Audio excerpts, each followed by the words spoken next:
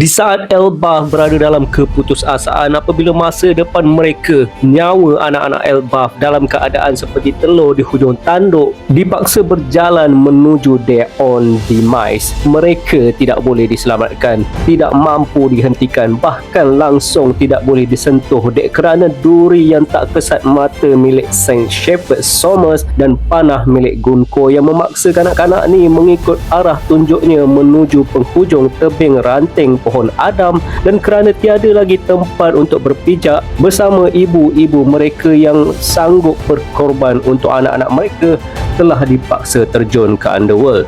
Namun begitu, di saat segalanya seperti putus harapan, mereka terjatuh atas sesuatu yang sangat besar, yang jauh lebih besar dari mereka yang sebesar giant sendiri. Dari alam underworld, kelihatan sama-sama bayang-bayang makhluk gergasi yang meluncur dari bawah awan pulau dan BAM!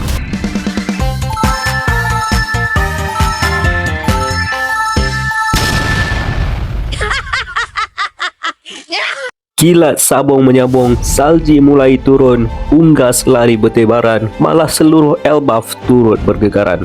Langit dan bumi seolah-olah berpesta meraikan kehadiran sekujur sosok naga yang gah terbang melayang bersama hero kita, Luffy dalam mod Sun God Nika dan Tupa yang memiliki kekuatan sekuat Yonko, Dragonir. Yes, finally bentuk mythical Zoan Loki akhirnya dibongkarkan, dan ia adalah kemungkinan besar walaupun belum diklarifikasi adalah sosok seperti naga yang bertinggi di atas sebuah pohon raksasa di dalam mural yang Frankie jumpa. Okay, so let's talk about salah satu makhluk legenda dalam One Piece ni. Macam aku cakap dalam video sebelum ni, Dragon atau naga dalam One Piece selalunya dilambangkan sebagai the pinnacle of power, puncak kekuasaan, baik dari segi autoriti maupun kekuatan. Dalam One Piece juga, sesuatu dengan naga dalam namanya selalunya dikaitkan dengan mereka yang berada di puncak atau dengan autoriti yang tinggi. Contohnya Monkey D. Dragon adalah individu dengan autoriti tertinggi dalam Revolutionary Army. Ryugu Kingdom yang bermaksud kerajaan Istana Naga adalah kerajaan yang memerintah para Fishmen. Kaido yang memakan buah Devil Fruit Serio dijuluki sebagai makhluk terkuat dunia, dan Tenryubito menganggap diri mereka sebagai dewa dan status mereka sebagai autoriti tertinggi dunia. Dan disebabkan tu, kuasa Devil Fruit Naga sangat layak untuk Imo yang berada di puncak dunia. Nah, Oda sekali lagi telah highlight statement ni dengan kemunculan bentuk Zoan Loki dalam chapter 1174 yang bertajuk The Strongest in the World. Like, how come dua-dua naga dalam verse One Piece ni, Kaido yang memakan naga versi timur dan Loki yang memakan naga versi barat, kedua-duanya dijuluki sebagai yang terkuat. Kaido dijuluki sebagai the strongest creature in the world oleh world government, makhluk terkuat di dunia, dan begitu juga Loki yang dijuluki sebagai yang terkuat di dunia oleh Oda sendiri. But why the need of two strongest? Kenapa perlu ada dua makhluk terkuat dalam verse yang sama, Oda? Adakah Oda sekali lagi contradicting himself, atau kita sebagai pembaca yang lack of reading comprehension? Boom! Nah, what if Oda tidak saja-saja sembang kacip dalam kes ni? Kita tahu Devil Fruit Kaido dikatakan antara yang terkuat sejak dari insiden God Valley. Kita tahu world government telah invest banyak untuk Vegapunk hasilkan naga di Punk Hazard, dan hasilnya Dragon nombor 13 dan Dragon nombor 21 telah tercipta, sehingga kemuncaknya Vegapunk telah berjaya hasilkan Smile Devil Fruit bagi Uo no Mi model Azure Dragon. Dalam legenda Wano, Ryuma telah mengalahkan naga yang menghantui Flower Capital sehingga membuatkan dia diangkat sebagai dewa pedang selepas kematiannya. Dan apakah status telur yang disimpan lama di atas kapal Anon Roger? Nah, aku percaya what if jauh di masa lalu naga adalah haiwan yang common di dunia One Piece, tapi di antara mereka ada 4 naga yang dianggap lebih kuat dan merajai ke semua naga-naga ni. Yes, instead of 4 God Devil Fruit yang lama diteorikan yang bagi aku hanyalah gelaran bagi watak yang berpengaruh di dunia One Piece, what if sebaliknya ada 4 raja naga legenda di dunia One Piece yang dijuluki sebagai the strongest creature, dan referensinya adalah kisah 4 raja naga dari mitologi Cina, Shihai Longwang. Dalam mitologi Cina, Shihai Long Wang atau empat Raja Naga adalah empat naga yang dianggap sebagai dewa yang berperanan sebagai penjaga lautan dan tasik sekitar China berdasarkan empat mata arah.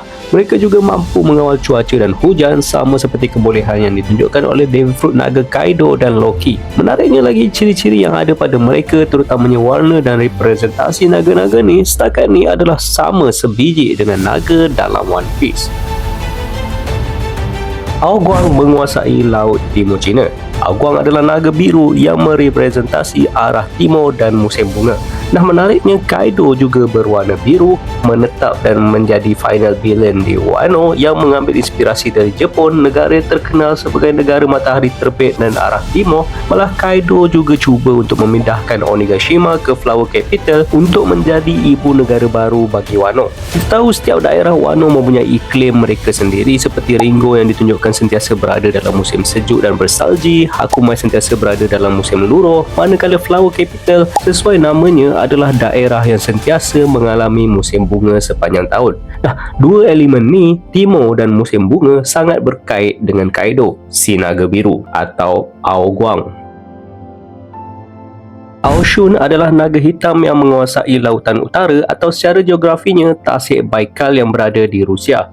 Ao Shun merepresentasi arah utara dan musim dingin. Nah, sengaja atau kebetulan, Loki telah diperkenalkan sebagai naga berwarna hitam yang menjadi Devil Fruit Legenda Elbaf, sebuah negara yang mengambil inspirasi dari Viking atau Norse, di mana Norse itu sendiri diambil dari perkataan North atau utara, arah mata angin yang mewakili Ao Shun, sang naga hitam.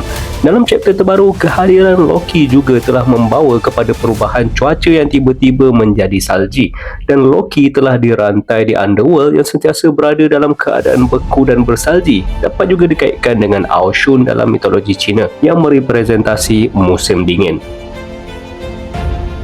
Ao Qin adalah naga merah yang menguasai Laut Cina Selatan. Ao Qin merepresentasi arah selatan, warna merah dan musim panas. Ao Qin dapat dikaitkan dengan api dan haba. Dalam One Piece, Dragon nombor 13 di Pang Hazard boleh dikatakan adalah versi barat bagi Ao Qin melalui warna dan kebolehannya menyembur api. Malah tempat tinggalnya di bahagian panas Pang Hazard. The Blood-Soaked Serpent boleh jadi juga versi One Piece untuk Ao Qin kerana warnanya yang sama merah, dan sesuatu yang seperti ular boleh juga dianggap sebagai naga. Aurun menguasai lautan barat atau tasik Qinghai yang secara geografinya merujuk kepada bahagian lautan India. Aurun merepresentasi arah barat, warna putih serta musim luruh. Aurun juga didepiksi sebagai simbol kesucian dan elemen besi. Nah, uniknya di One Piece ni, Devil Fruit Naga tak semestinya diberi nama naga secara direct. In fact, seperti Kaido, Wo no Mi model Seryu atau Devil Fruit ikan model naga Azure mengambil referensi dari mitologi ikan koi yang menjadi naga setelah memanjat air terjun. So in some cases, banyak benda boleh jadi naga. Sebagai contoh macam teori aku sebelum ni, yang mana Emu juga memakan Devil Fruit Satan model Red Dragon berdasarkan mitologi biblika. So ada kemungkinan Serpent of Hellfire boleh jadi adalah some sort of dragon. So kalau seandainya Kaido merepresentasi Ao Guang dan Loki merepresentasi Ao Shun, siapakah kemungkinan besar menjadi naga yang akan merepresentasi Ao Qin dan Aurun? Adakah Monkey D. Dragon yang ramai teorikan memakan Devil Fruit Quetzalcoatl merepresentasi Ao Qin kerana Quetzalcoatl juga berdasarkan mitologi selatan? Apa pendapat korang? Jadi apa pendapat korang? Kalau korang ada teori yang menarik atau ingin kongsikan sesuatu, jangan malu-malu untuk like, komen dan subscribe video dan channel ni. Kita jumpa lagi di Laugh Tale.